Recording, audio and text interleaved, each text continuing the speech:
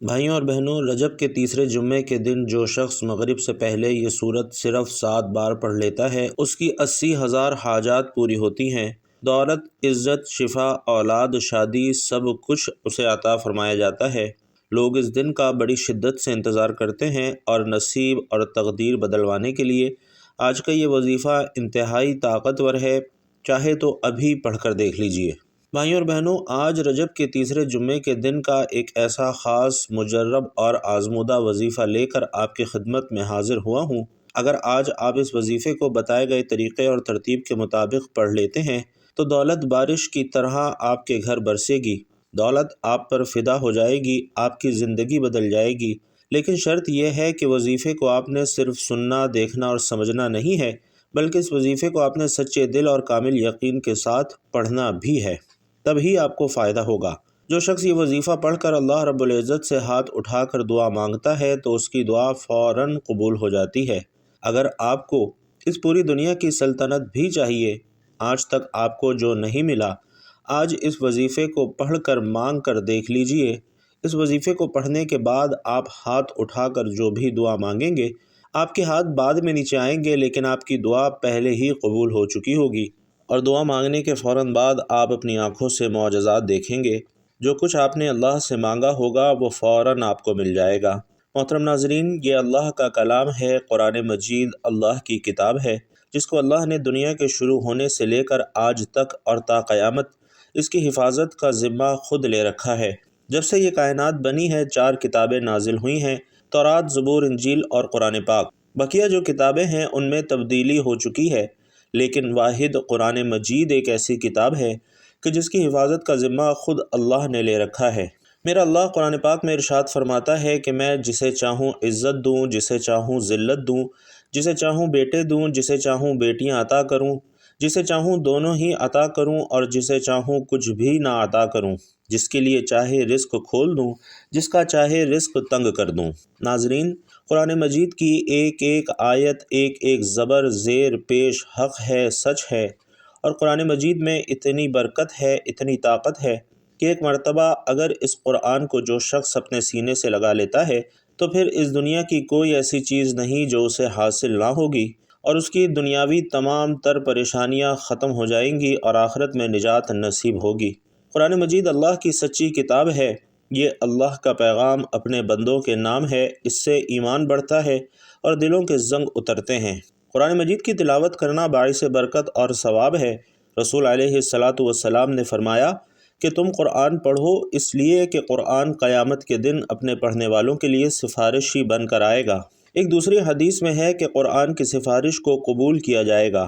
ناظرین، قرآن کو پڑھنے کے بعد اسے اپنی عملی زندگی میں لانے والوں کے لیے بھی جھگڑا کرے گا اور نجات دلائے گا۔ رسول اللہ صلی اللہ علیہ وسلم نے فرمایا کہ قیامت کے دن قرآن اور قرآن والے جو اس پر عمل کرتے تھے انہیں لایا جائے گا۔ سورۃ البقرہ اور سورۃ آل عمران پیش ہوں گی اور اپنے پڑھنے والوں کی طرف سے جھگڑا کریں گی۔ آپ صلی اللہ علیہ وسلم نے یہ بھی فرمایا کہ تم میں سے سب سے بہتر وہ ہے جس نے قرآن پڑھا اور اس کو پڑھایا۔ قرآن کو جو لوگ مضبوطی سے تھام لیتے ہیں تو اللہ تعالیٰ انہیں بلند کر دیتا ہے، وہ دنیا میں بھی عزت حاصل کرتے ہیں اور آخرت میں بھی جنت میں داخل ہوں گے۔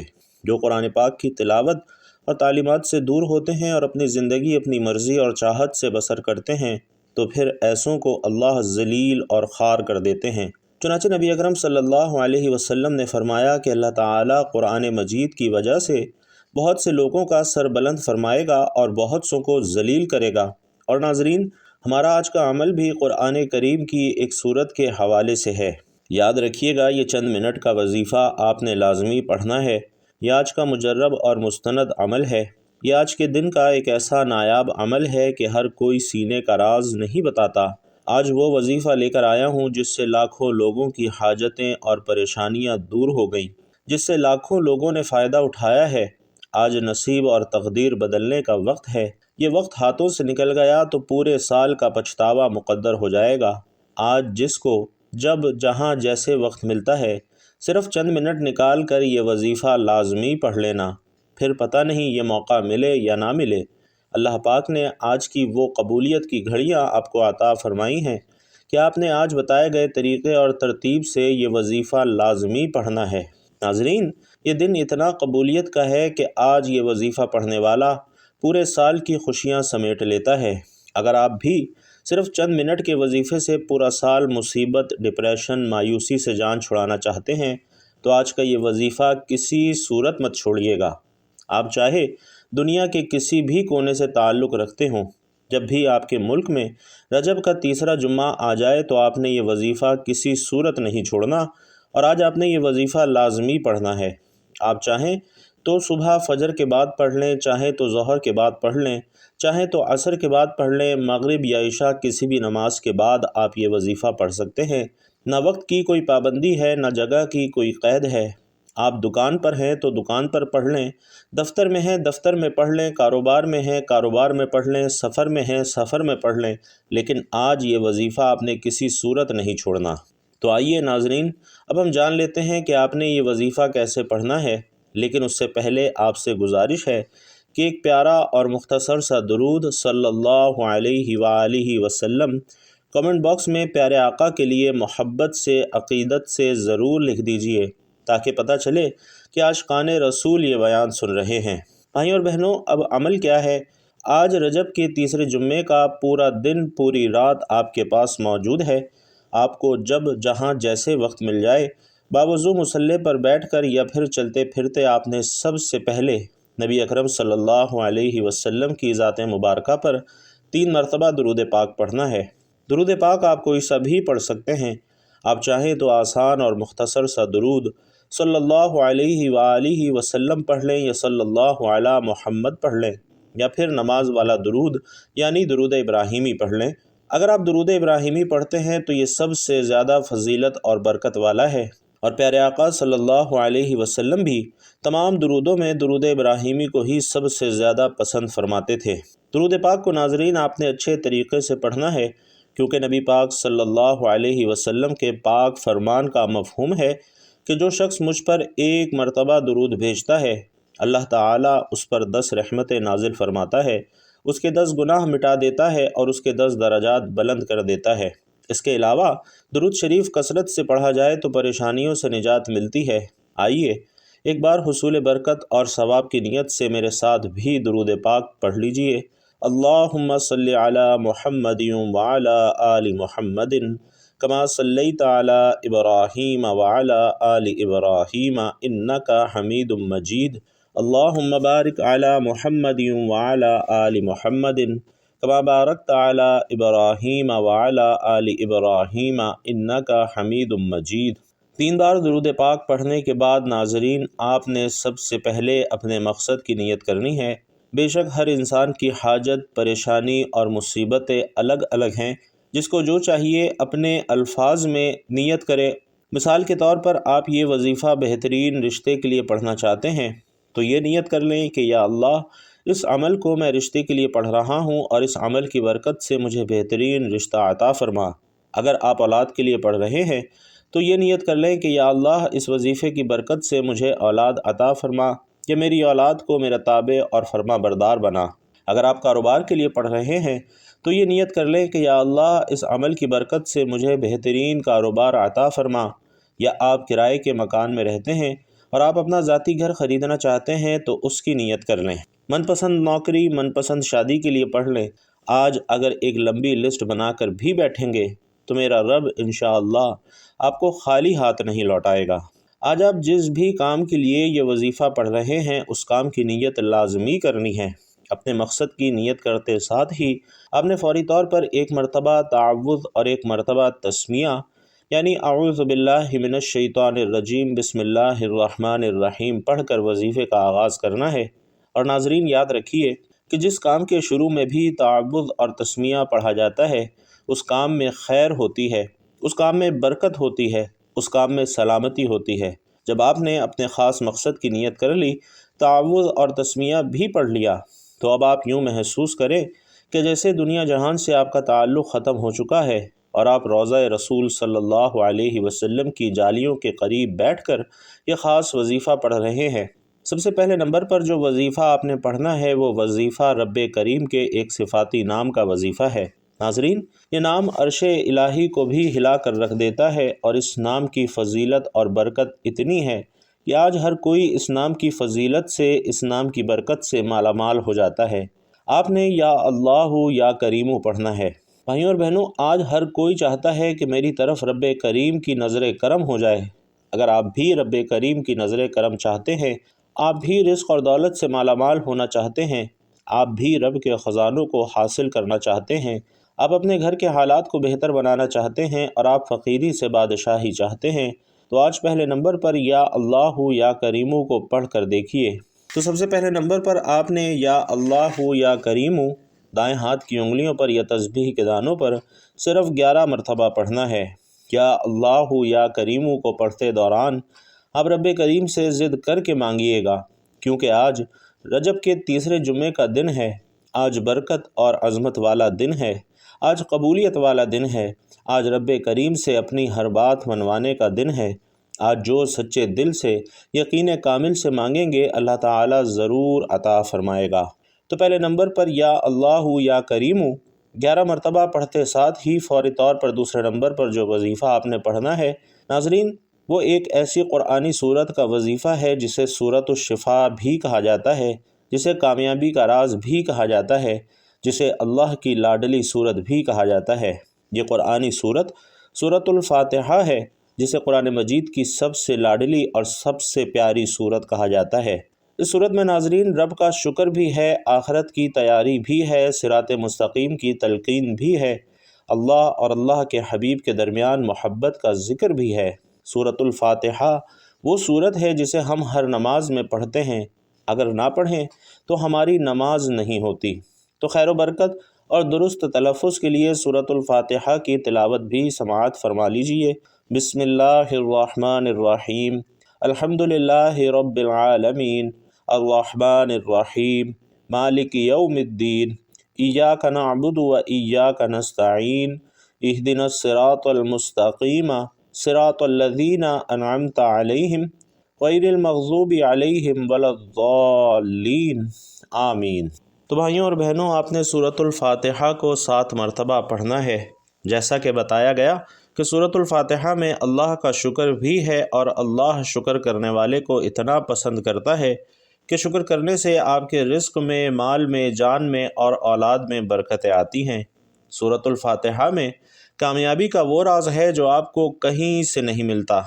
آپ چاہے دن رات محنت کر لیں، مشقت کر لیں، اپنے آپ کو تھکا لیں، لیکن پھر بھی آپ کو وہ کامیابی کہیں سے نہیں ملے گی۔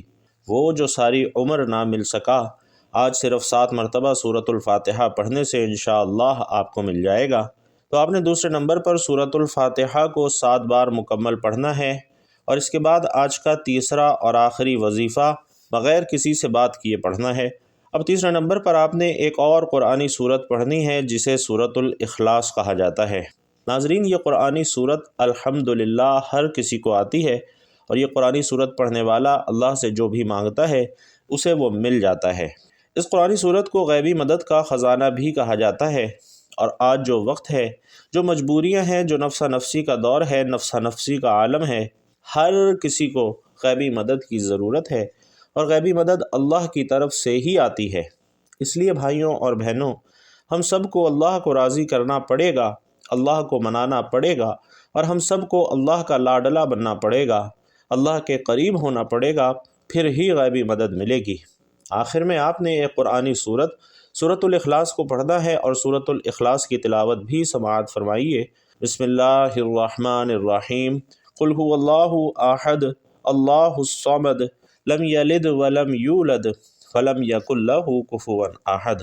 سورۃ الاخلاص ناظرین ایک ایسی قرآنی صورت ہے، جو شخص سورۃ الاخلاص کو 3 بار پڑھتا ہے اسے ایک مکمل قرآن مجید کا ثواب ملتا ہے، اور آج آپ نے سورۃ الاخلاص کو صرف 11 مرتبہ پڑھنا ہے، اور بسم اللہ الرحمن الرحیم کے ساتھ ہر مرتبہ پڑھنا ہے۔